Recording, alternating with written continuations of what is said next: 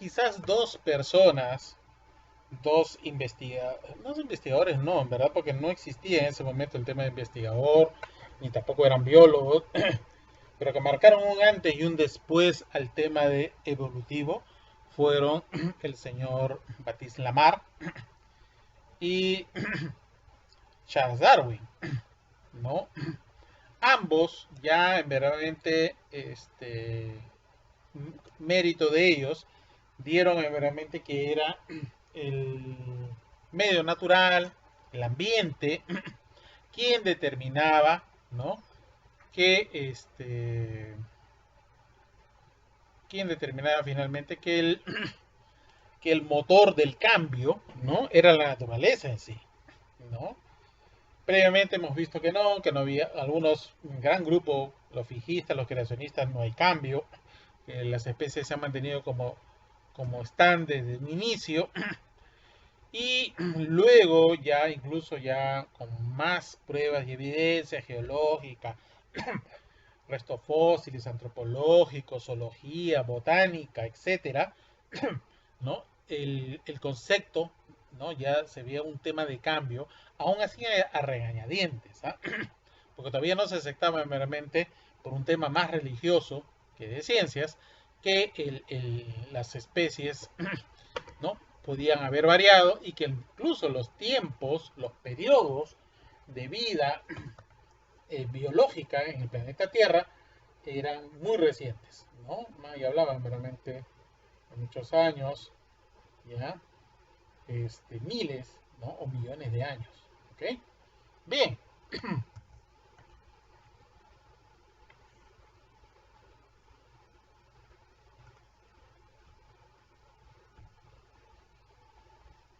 bien, es Lamarck y Darwin quienes plantean este cambio.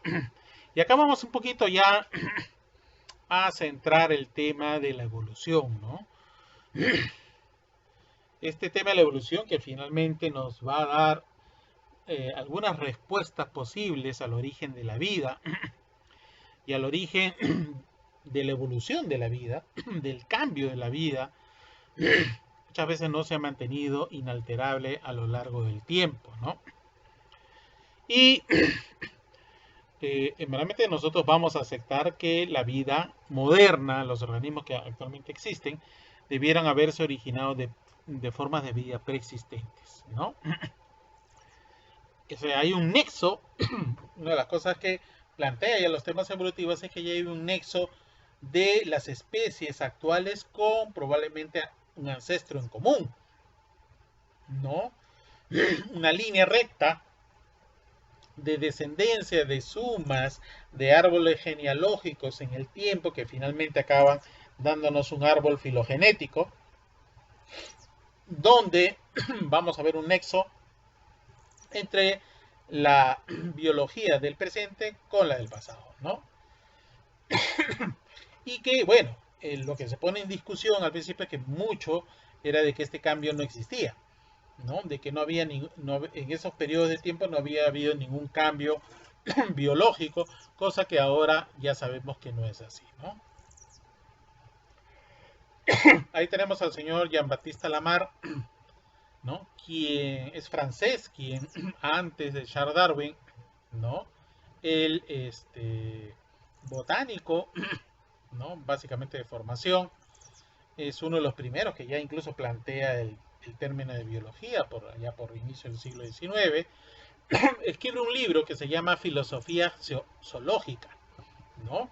Donde él ya plantea una teoría consensuada, eh, elegante, ¿no? ¿Por qué no decirlo? ¿No? Evolutiva. Fue el primero meramente que en este libro, Filosofía Zoológica, ya plantea un tema evolutivo inicial, ¿no? Bien, él resume varios puntos, ¿no? Él, por ejemplo, a pesar del tema evolutivo, él sigue pensando que la vida se origina por generación espontánea. Ya sabemos, ¿no? Donde a partir de elementos inorgánicos acabas obteniendo, ¿no? Elementos orgánicos que finalmente dan origen a la vida. Ya sabemos que eso se descartó con los trabajos de Louis Pasteur, ¿no? Bien, otro aspecto que plantea es que la vida tiene una tendencia innata a la perfección, es decir, que la vida misma es el motor del cambio, ¿no? Y que las especies van evolucionando para ser mejores, ¿ya? Un aspecto que él plantea en su teoría, ¿no? Y acá hay un punto importante, él dice que los organismos generan nuevas necesidades cuando se producen cambios en el ambiente. Esta característica determina que se vean obligados a utilizar ciertos órganos con mayor o menor medida, incluso a no utilizarlos, lo que provoca que estos órganos sufran formación, desarrollo, atrofias o finalmente desaparición. Esto es lo que se conoce como la hipótesis del uso y desuso de las partes. ¿Ok? Y bueno, finalmente por efecto de estas variables del mismo organismo o de la población de organismos, se van a producir cambios o alteraciones en sus constituciones en el tiempo. ¿Ok? Esta herencia de las características adquiridas, ¿no? Es la base meramente de los cambios biológicos que él observa, ¿no? Y que plantea en su teoría. El ejemplo más conocido de la mar es el de los cuellos de la jirafa, ¿no? Donde el esfuerzo de la jirafa por alcanzar las hojas en los árboles, que era fuente de alimento, ¿no? Hace que los cuellos vayan creciendo en el tiempo, ¿no? Si los hijos ya nacen con el cuello más largo y se siguen esforzando por coger hojas, y eso se lo van a transmitir a las siguientes generaciones, y finalmente pues vamos a tener una jirafa, ¿no? Una jirafa de cuello largo, ¿no? Lo que habría que ver ahí es que el ejemplo es muy simpático, pero no vamos a encontrar jirafas empezando de cuello corto o intermedios. Fueron las cosas que observaron a este tema de la mar, ¿no? Donde realmente ni siquiera en restos fósiles ni nada habían los restos intermedios o de tránsito de jirafas de cuello corto a jirafas de cuello largo, ¿no? Charles Darwin, ya que es conocido por sus trabajos, ¿no? El origen de las especies, es un nombre más largo, pero siempre se le conoce como origen de las especies. Darwin le costó no solamente un viaje alrededor del mundo de 5 años, sino que le costó realmente décadas el poder sacar su libro, ¿no? Para hacerlo público.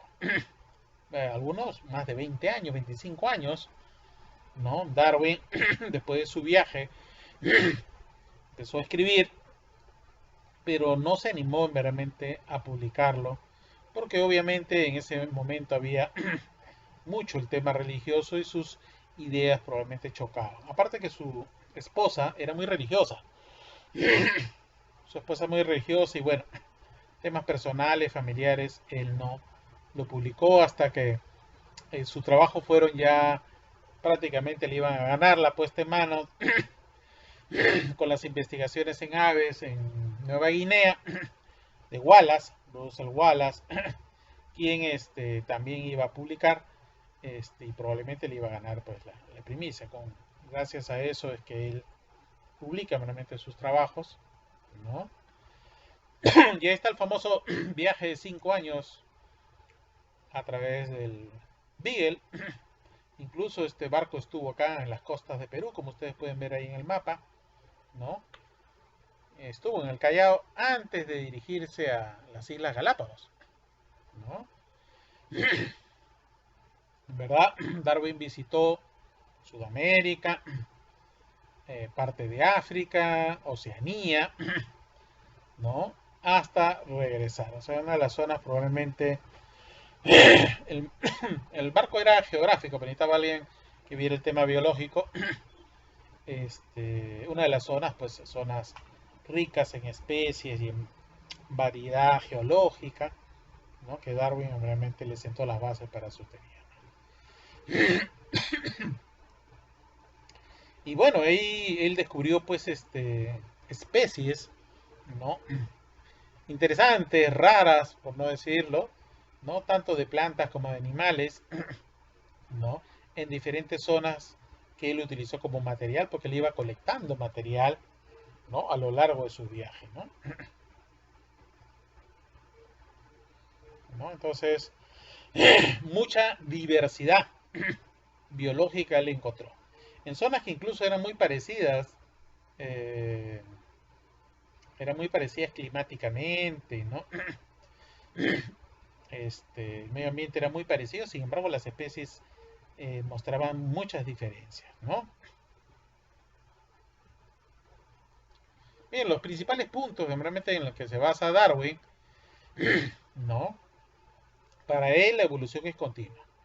Las especies han cambiado continuamente a través del tiempo. Algunas se mantienen, otras desaparecieron o se extinguieron.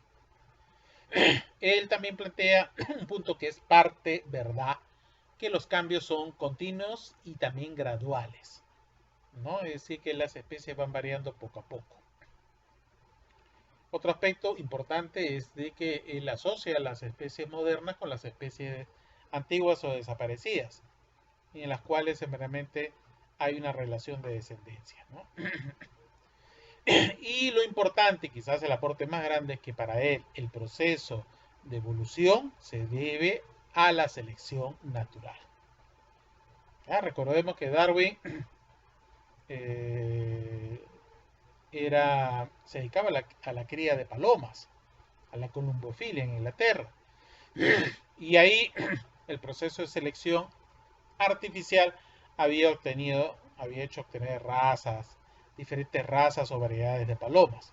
Lo que él hace es justamente, perdón, asociar esta selección artificial y acuñar un nuevo término, ¿no? Así como el hombre obra seleccionando para tener nuevas razas y variedades en animales domésticos, lo mismo hace la naturaleza, hace una selección natural para obtener nuevas especies.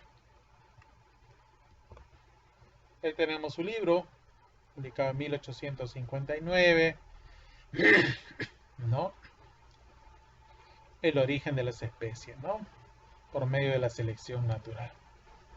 Libro que el mismo día se acabó, ¿no? Y donde él plantea algunas cosas la han sacado también de contextos, la supervivencia el más acto, claro. Inglaterra en esa época era pues la mamá del colonialismo en el mundo. El trabajo de Darwin en cierta forma justificaba, ¿no? El avasallar pueblos más primitivos, entre comillas, dándole una justificación moral, lo cual no tenía nada que ver. El tema de él era biológico, no un tema geopolítico. Bien, y esto lo vamos a leer, ustedes ya tienen el tema del libro del origen de las especies, lo tienen, ¿no? Existen organismos que se reproducen y la progenie hereda características de sus progenitores. Existen variaciones de características y el medio ambiente no admite a todos los miembros de una población en crecimiento. Entonces, aquellos miembros de la población con características menos adaptadas, según lo determine su medio ambiente, morirán con mayor probabilidad. Entonces, aquellos miembros con características mejor adaptadas sobrevivirán más probablemente, ¿no? En pocas palabras, la adaptación.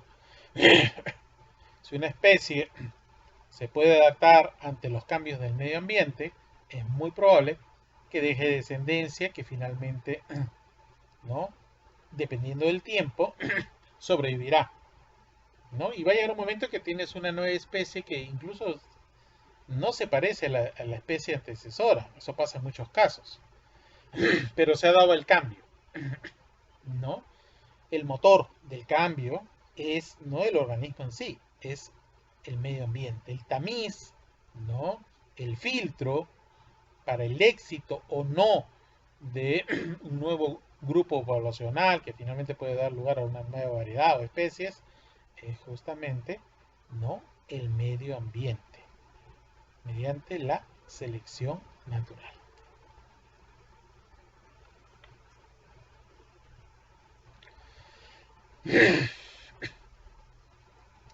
Ahí está Darwin haciendo los bosquejos. Ustedes pueden observar, ¿no? Ya se vislumbra ya árboles, ¿no? Árboles que, como un árbol cuyas ramas finalmente derivan a un tronco, un ancestro en común, ¿no? Las nuevas especies guardan una relación biológica con los ancestros, a pesar de sus diferencias, a pesar de la diversidad, ¿ya?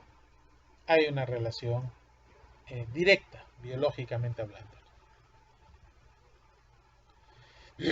Entonces, resumiendo, la evolución bajo el concepto de Darwin, tenemos simplemente tres procesos. Por un lado, la variación genética entre miembros de una población. Ojo que Darwin construye su teoría de la evolución sin genética, porque los trabajos de Mendel todavía no se habían hecho ni se habían descubierto. O sea, se descubrieron 35 años después. Pero obviamente Darwin en forma indirecta estaba hablando de un tema de genética. El otro es la herencia. Es importante la herencia. La variación de nada sirve si no se pasa mediante la herencia, mediante el obtener descendencias a las siguientes generaciones. Si no hay descendencia, esta variación se pierde.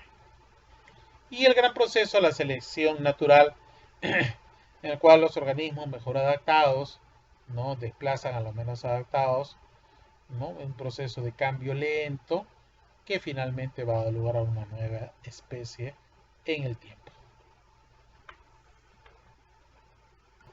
Bien, continuamos.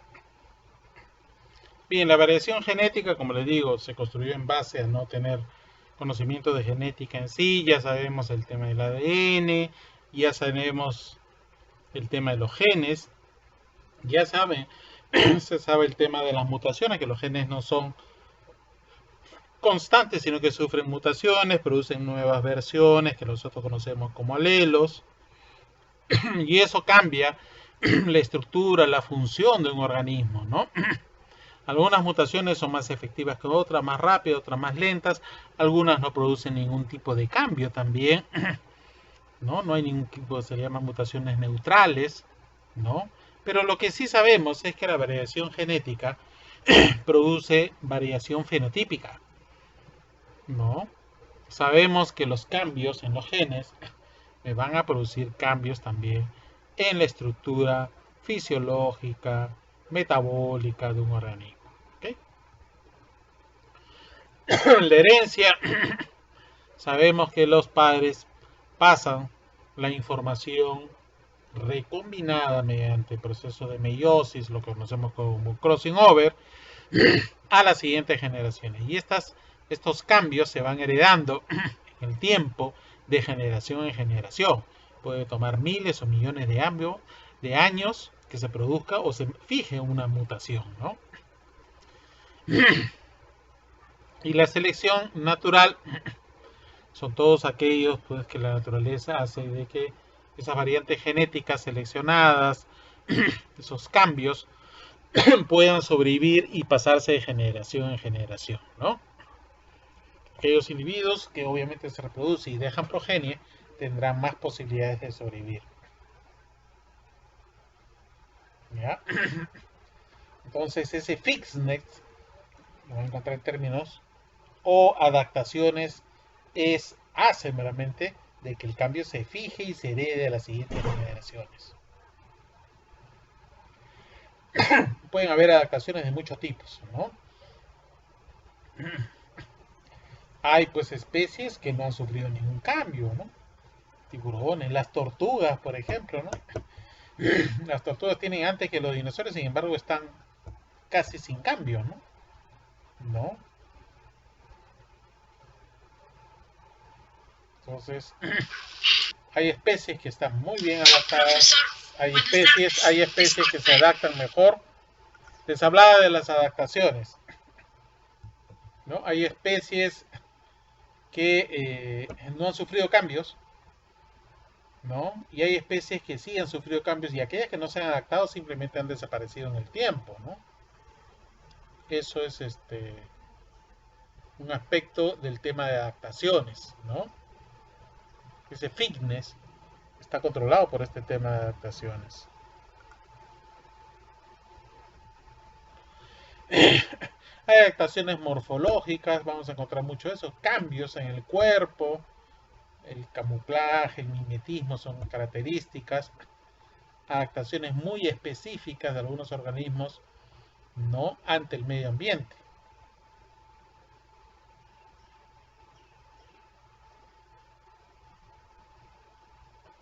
Hay adaptaciones fisiológicas también, no solamente es un tema estructural,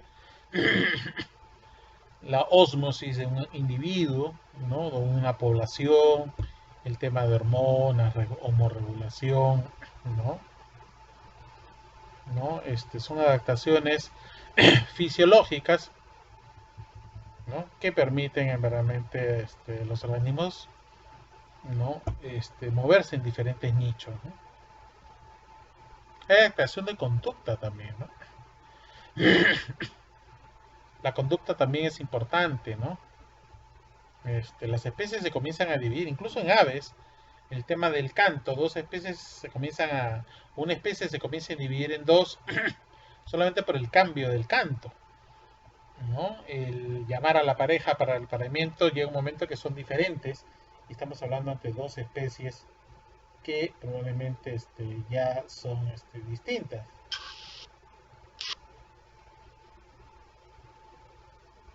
¿no?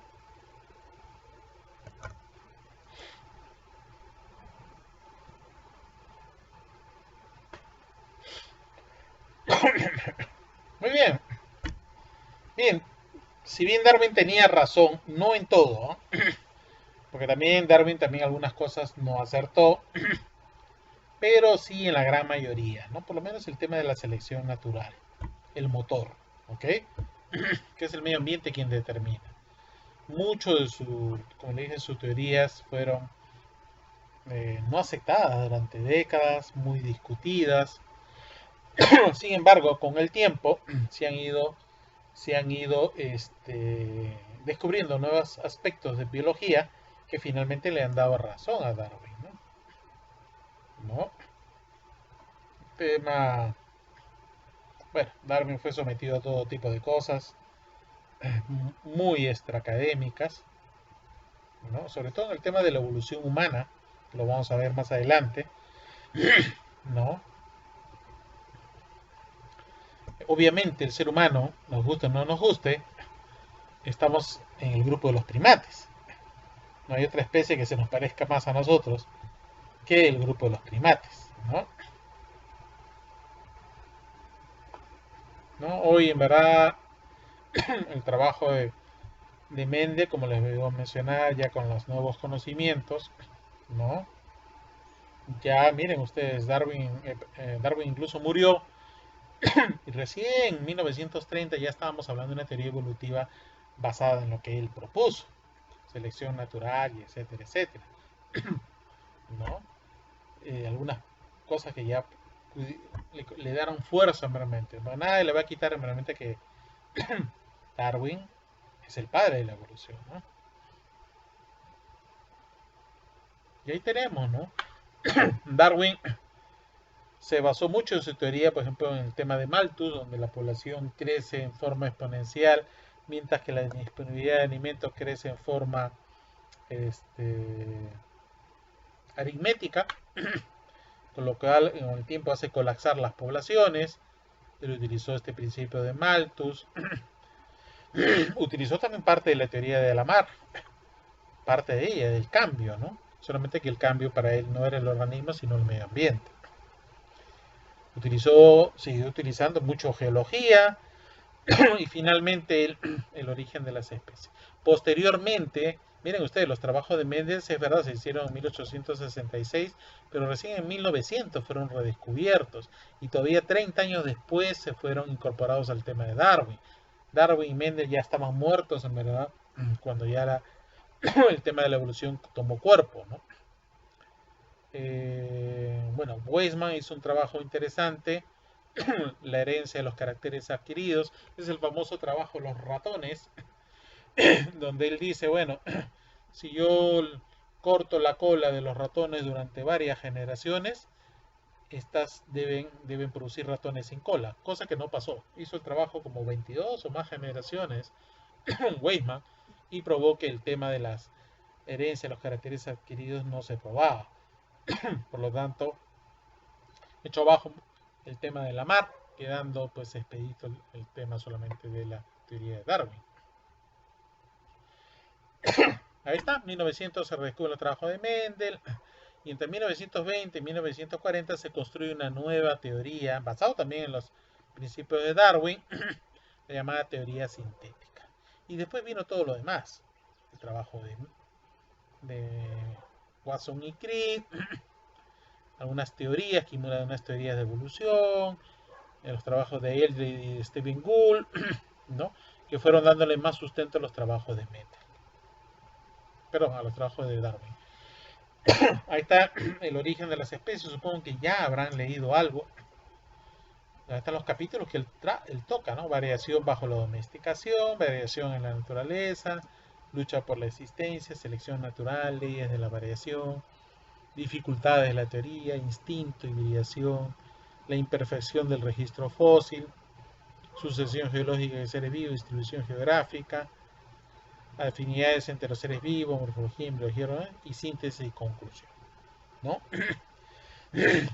14 ítems que construyeron el libro de Darwin, ¿no? Posteriormente, como se le había mencionado, 13 investigadores, un genetista, Dohansky, que daba mucho el tema de variación al azar, ¿no? Al tema genético, un sistemático, Meyer, quien fue realmente quien consolidó el tema de especie, especiación, ¿no? Y un paleontólogo en cuanto al tema del registro fósil, Simpson. Ellos plantean realmente una nueva corriente en la teoría sintética del darwinismo conocida como neodarwinismo, ¿no? Genética, paleontología y sistemática. ¿Ya? Para ellos los genes mutan, los organismos son seleccionados mediante la selección natural, obviamente, y las especies evolucionan, ¿no? Este neodarwinismo rechazó la teoría de Lamarck, de los caracteres adquiridos, ya no se basa solo en el individuo, sino se toma como concepto la población. Se incorpora el tema genético de mutaciones que producen la variabilidad genética, ¿no? Para que pueda obrar la selección natural. Y la evolución ocurre de modo gradual, pero es un proceso largo. ¿Okay? Entonces, este neodarwinismo construyó una nueva, refinada, digamos, teoría darwiniana, ¿no? Ahí lo tenemos. Para la evolución hay selección natural, lo que Darwin planteó. Proceso que resulta de la diferencia de sobrevivencia por la reproducción entre individuos, ¿no? Y son aquellas mutaciones o variaciones que son heredadas, son las que tienen ventajas sobre el resto. Las mutaciones, que fue incorporado de los trabajos de Mendel, la parte genética que no contaba Darwin, el flujo génico, se producen migraciones entre poblaciones, un aspecto ya de genética de poblaciones, y la deriva génica, ¿no? Que los cambios son aleatorios, ¿ya? Entonces, esta teoría, este tema de darwinismo le agregó a la selección natural, ¿no? algunos puntos que no se tenía en ese momento, ¿no? Entonces, tenemos un resumen